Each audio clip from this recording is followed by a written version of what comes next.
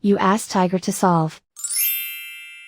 This deals with linear equations with one unknown. The final result is s equals -2/3. Let's solve it step by step.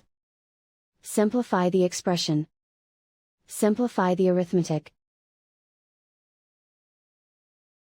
Group all constants on the right side of the equation.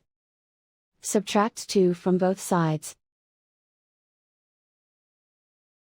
Simplify the arithmetic.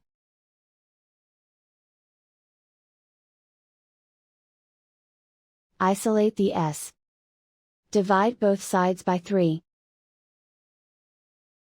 Simplify the fraction.